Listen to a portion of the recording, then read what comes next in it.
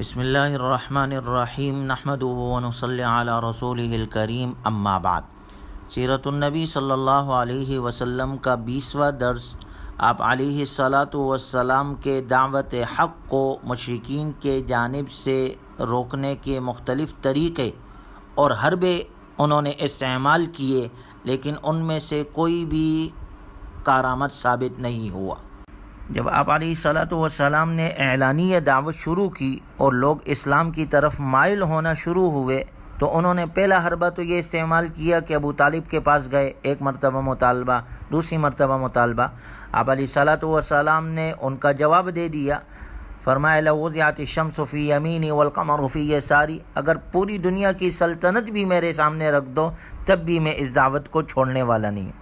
اب علی الاعلان دعوت کے چند مہینے ہی گزرے تھے کہ موسم حج آ گئے، اور قریش کو یہ معلوم تھا کہ اب عرب کے وفود مختلف لوگ آئیں گے مختلف جگہوں سے، اس لیے وہ ضروری سمجھتے تھے کہ نبی صلی اللہ علیہ وسلم کے متعلق کوئی ایسی بات کہیں کہ جس کی وجہ سے اہل عرب کے دلوں پر آپ علیہ الصلاۃ والسلام کی اس دعوت کا اثر نہ ہو، آپ علیہ السلام کی اس تبلیغ کا اثر نہ ہو۔ چنانچہ اس بات پر گفت و شنید کے لیے وہ ولید بن مغیرہ کے پاس اکٹھے ہوئے اور ولید سے رائے طلب کی۔ ولید نے اس بارے میں کہا کہ تم سب ایک رائے اختیار کر لو، ایک بات پر اتفاق کر لو، آپس میں تمہارا کوئی اختلاف نہیں ہونا چاہیے، سب ایک ہی بات ایک ہی جگہ سے کہے تب جا کے ہم کامیاب ہو سکتے ہیں۔ اور لوگوں سے کہا کہ آپ اپنی رائے مجھے دیں، پہلے میں سنوں گا، اس کے بعد میں اپنی رائے قائم کروں گا۔ لوگوں نے کہا معاذ اللہ آپ کاہن ہیں، آپ علیہ السلام کے بارے میں کہا۔ ولید نے کہا غلط کہتے ہو، خدا کی قسم آپ کاہن نہیں ہیں، میں نے کاہنوں کو خوب دیکھا ہے، نہ آپ میں کاہنوں کی کوئی علامت ہے، نہ آپ کا کلام کاہنوں جیسا ہے۔ لوگوں نے کہا آپ مجنون ہیں۔ ولید نے کہا آپ مجنون نہیں ہیں، میں جنون اور دیوانگی کی حقیقت سے بھی واقف ہوں، آپ میں کوئی علامت جنون کی نہیں پاتا۔ لوگوں نے کہا اچھا آپ شاعر ہیں، تیسری رائے دی۔ ولید نے کہا کہ میں خود شاعر ہوں، شعر کے تمام انواع کو، رجس کو، ساری چیزیں سے میں خوب واقف ہوں، آپ کے کلام کو شعر سے کوئی نسبت نہیں۔ لوگوں نے کہا آپ ساحر جادوگر ہے۔ ولید نے کہا آپ جادوگر بھی نہیں، کیونکہ جادوگروں کی طرح نہ پھونک مارتے ہیں نہ گرہ لگاتے ہیں۔ تو لوگوں نے کہا کہ اب آپ ہی بتا دیں پھر کیا ہے۔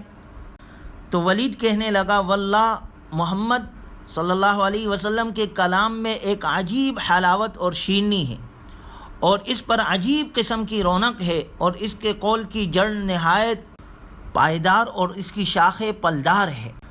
تم جو بھی بات کہو گے لوگ اسے باطل سمجھیں گے، البتہ اس کے بارے میں سب سے مناسب بات یہ کہہ سکتے ہو کہ وہ جادوگر ہے۔ اس نے ایسا کلام پیش کیا ہے جو جادو ہے، جس سے باپ بیٹے، بھائی بھائی، شوہر بیوی، کنبے قبیلے میں پھوٹ پڑ گئی ہے۔ بالآخر لوگ اسی تجویز پر متفق ہو کر وہاں سے رخصت ہوئے۔ جب حج کا موسم آیا اور باہر سے لوگ آنا شروع ہوئے تو قریش نے اپنے آدمیوں کو راستوں میں بٹھا کر گزرگاہوں پر بٹھایا، اور جو شخص ادھر سے گزرتا اس سے محمد رسول اللہ صلی اللہ علیہ وسلم کی نسبت سے کہتے تھے کہ یہ ساحر ہے، نعوذ باللہ یہ جادوگر ہے، اس سے بچتے رہنا۔ مگر قریش کی اس تدبیر سے اسلام کو کوئی نقصان نہیں پہنچا، بلکہ اطراف سے آنے والے افراد آپ علیہ الصلاۃ والسلام سے بخوبی واقف ہو گئے۔ اور بعض روایات میں یہ تفصیل بھی ملتی ہے کہ جب ولید نے لوگوں کی ساری تجویزیں رد کر دی تو لوگوں نے کہا کہ آپ اپنی رائے دیں۔ اس نے اپنے رائے دینے کے لیے کہا کہ مجھے سوچ لینے دو، میں سوچ کر بتاتا ہوں، اور پھر اب مذکورہ رائے دی۔ تو اس معاملے میں اللہ تبارک و تعالی نے سورہ مدثر کی یہ آیات نازل کی، جس میں اس کے یہ سوچنے کی کیفیت کا ذکر کیا گیا۔ انہ فکر وقدر فقتل کیف قدر ثم قتل کیف قدر ثم نظر ثم عبس وبصر ثم ادبر واستكبر فقال ان هذا الا سحر يؤثر ان هذا الا قول البشر۔ اس نے سوچا اور اندازہ لگایا، پھر ادھر ادھر دیکھا، پھر منہ بنایا، پھر پشت پھیری اور غرور کیا، اور پھر بولا یہ قرآن کچھ نہیں مگر ایک جادو ہے جو چلا آتا ہے، نہیں ہے یہ قرآن مگر ایک آدمی کا کلام۔ اللہ فرماتے ہیں سأصلیہ سقر، اس کو ضرور آگ میں ڈالوں گا۔ وہ یہ آیات اس کے جواب میں نازل ہوئی۔ بہرحال اس دعوت کو روکنے کے لیے انہوں نے یہ قرارداد پیش کی اور اس کو عملی جامہ پہنانے کے لیے حربہ استعمال کیا، مختلف لوگوں بٹھائے راستے میں، اور وہ کہتے یہ تھے آپ علیہ السلام کے بارے میں کہ یہ جادوگر ہے نعوذ باللہ، اور اس میں سب سے پیش ابو لہب تھا۔ وہ حج کے ایام میں عکاظ، مجنہ اور ذوالمجاز کے بازاروں میں آپ علیہ الصلاۃ والسلام کے پیچھے لگا رہتا تھا۔ آپ صلی اللہ علیہ وسلم اللہ کے دین کی تبلیغ کرتے تھے اور ابو لہب پیچھے یہ کہتا تھا کہ اس کی بات نہ ماننا، یہ جھوٹا بددین ہے نعوذ باللہ، یہ جادوگر ہے۔ اس عمل کا نتیجہ یہ نکلا کہ جب لوگ حج ادا کر کے اپنے گھروں کو واپس ہوئے تو ان کے علم میں یہ بات آ چکی تھی کہ آپ علیہ الصلاۃ والسلام نے دعوی نبوت کیا ہے، نبوت کا دعویٰ آپ نے کیا ہے، دین حق اسلام کی طرف آپ دعوت دے رہے ہیں، اور یوں ان کے ذریعے پورے دیار عرب میں آپ کا چرچا پھیل گیا، اسلام یوں پھیلتا گیا۔ چونکہ جس عقیدے کی مخالفت نہ ہو وہ عقیدہ سچا نہیں ہو سکتا، جس عقیدے کی مخالفت ہو وہ عقیدہ سچا ہوتا ہے، لوگ ان کی مخالفت کرتے ہیں تو وہ اور ابھرتا ہے۔ حق کی علامت یہی ہے کہ حق کی مخالفت کی جائے گی۔ آج بھی دنیا کے اندر جو حق والے بات کرتے ہیں تو ان کو روکا جاتا ہے، ان کی مخالفت کی جاتی ہے، ان کو یہی کہا جاتا ہے بھئی آپ کو کتنا چاہیے، کیا چیز چاہیے؟ جیسے آپ صلی اللہ علیہ وسلم نے فرمایا ساری دنیا کی بادشاہت دے دو لیکن میں حق چھوڑنے کے لیے تیار نہیں ہوں۔ آج بھی حق والے جب حق بیان کرتے ہیں تو ان کو عہدے کی پیشکش کی جاتی ہے، ان کو مال کی پیشکش کی جاتی ہے۔ جب وہ مال اور عہدے کو ٹکرا دیتے ہیں تو تیسرے نمبر پر پھر ہر بار یہی استعمال کیا جاتا ہے کہ جی یہ لوگ تو جادوگر ہے، یہ لوگ تو بے وقوف ہیں، ان کو تو سمجھ نہیں ہے، یہ ایسی بات کرتے ہیں۔ تو یہ سلسلہ اس وقت سے چلا آ رہا ہے کہ حق کی مخالفت ابتدا سے ہوئی چلی آ رہی ہے، اور حق اور باطل کا یہ ٹکراؤ ابتدا سے ہے، انتہا تک یہ چلتا رہے گا، اور حق کو ہمیشہ فتح مل کر رہے گی۔ یہ اللہ کا وعدہ ہے، جاء الحق وزہق الباطل ان الباطل کان زہوقا۔ اب جب مشرکین کو یہ طریقہ اختیار کرنے سے کوئی نتیجہ نہیں ملا تو اب انہوں نے تشدد کا راستہ اختیار کیا۔ چنانچہ ایک مرتبہ آپ علیہ الصلاۃ والسلام حرم میں کعبے میں نماز پڑھ رہے تھے۔ ابو جہل نے عقبہ بن ابی معیط سے کہا اونٹ ذبح ہوا ہے، اس کی تازہ اوجڑی پڑی ہوئی ہے۔ بدبخت کہنے لگا کیا مزہ آئے گا کہ اگر یہ محمد کی گردن پر رکھ دی جائے۔ عقبہ اٹھا اور اوجڑی لے آیا۔ عین اس وقت جب آپ علیہ الصلاۃ والسلام حالت سجدہ میں تھے، اس بدبخت نے یہ گندگی آپ علیہ الصلاۃ والسلام پر ڈالی اور سارے کفار قہقہہ لگانے لگے۔ حضرت فاطمہ رضی اللہ تعالی عنہ آئی اور اسے ہٹانے کی کوشش کی۔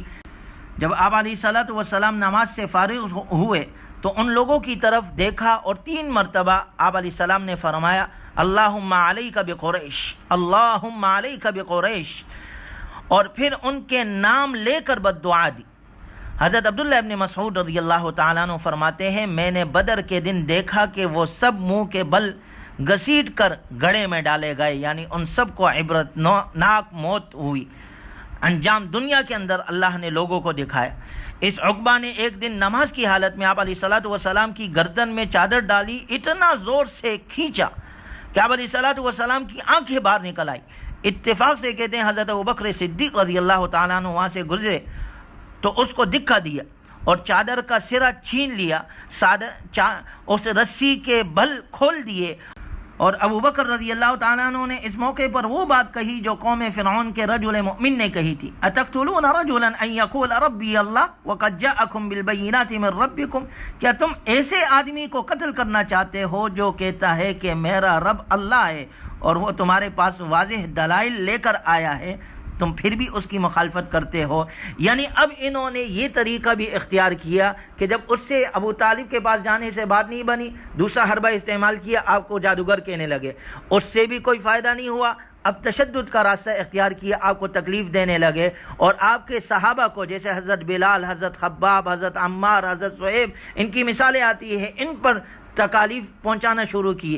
لیکن آپ صلی اللہ علیہ وسلم اپنے مشن میں جاری رہے، نہ آپ نے دعوت کو روکا، نہ آپ کے صحابہ نے اسلام سے انکار کیا، بلکہ عزم کے ساتھ اور اللہ کے حکم کو پورا کرتے ہوئے اس دعوت کو آگے چلاتے رہے، اور یہ ساری ان میں سے کسی بات کی بھی آپ نے پرواہ نہیں کی۔ اور سلسلے اس طرح اور بھی حربے انہوں نے استعمال کیے، وہ اگلے دروس میں انشاءاللہ آئیں گے۔ اللہ تبارک و تعالی ہمیں بھی اپنے دین حق کے لیے قبول فرمائے، اور دین کے معاملے میں اگر ہم پر بھی کوئی تکالیف آئے، کوئی اس طرح کے حالات آئے، اللہ ہمیں مقابلہ کرنے والا بنائے، اللہ ہمیں حق کا ساتھ دینے والا بنائے، اور اللہ ہمیں اپنے رائے حق کے لیے استعمال فرمائے، اپنے دین کے لیے اللہ ہم سب کو قبول فرمائے۔ وآخر دعوانا ان الحمد للہ رب العالمین۔